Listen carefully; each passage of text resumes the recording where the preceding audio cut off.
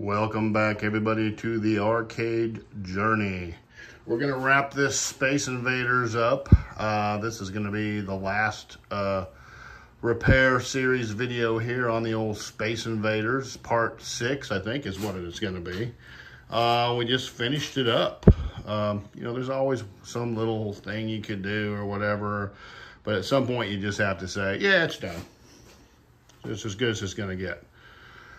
So, I'm going to show it to you here, all right? So we've got the front, and we've got the control panel. That's all original. Now we did put new buttons on it. We did the enhanced artwork here on the screen printing there. It needed a little love, so we went over that. We redid the coin door, all right? And we cleaned it up. We didn't get too crazy or anything like that. Let me move over here. And then the side here, of course, is cleaned up real nice. Try to keep all the original art on there, and it's on there. And then down below here is where we did all the major surgery with the Bondo, and we made our best attempt at matching the paint and everything there. And you can kind of see it if you look close. But you know what? It's good enough. And we made some new back doors for it. There they are. Everything's key to like. I'll kind of show you how I did it here. There's kind of different ways to do this, but use a real thin piece of plywood here. Got your lock. And then underneath you've just got, you know, as opposed to having that tongue and groove deal, you can just kind of do this sort of a thing. And it works like a boss. You know, we just rattle canned the wood. This is what we used right here. It's not an exact match, but you know what? It's on the back, Babel. It's really no big deal, right? Pretty sweet. It's looking good. All right, let's fire it up. I'm gonna fire it up here. And we'll shut off some lights here so we can get a better effect.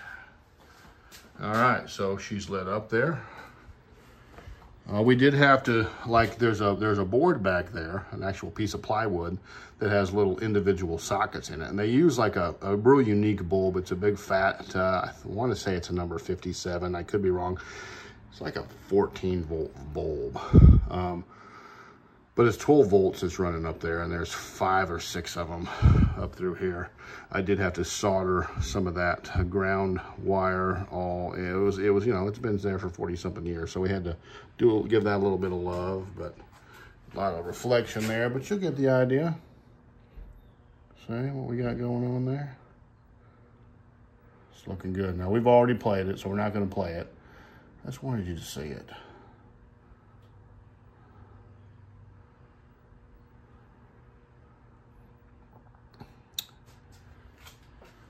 It is fully functional. I love it. I love it. All right, well, there it is. We got, of course, new T-molding on there and everything too. And that T-molding groove was in absolutely wonderful condition. And so it's all on there. And you can see it's the, well, maybe you can't see. There's some light. It's this textured, leathery type finish. That's the original deal. Here's some of the original stuff right there. Considering its age, wasn't bad, but the new stuff's a lot nicer. So it's on there. It's running. It's looking like a champ. And there it is. So pretty stoked about it. Pretty good addition. An absolute classic. No doubt about it. They say this is the highest money-making arcade game adjusted for inflation now, because this is in the 70s we're talking, ever. So any way you slice the pie, it changed the world.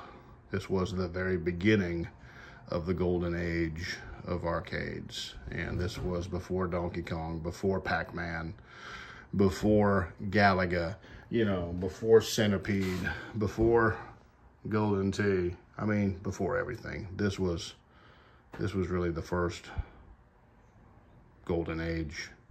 This ushered it in, people. It's an absolute piece of iconic Americana, absolutely classic, and I love it.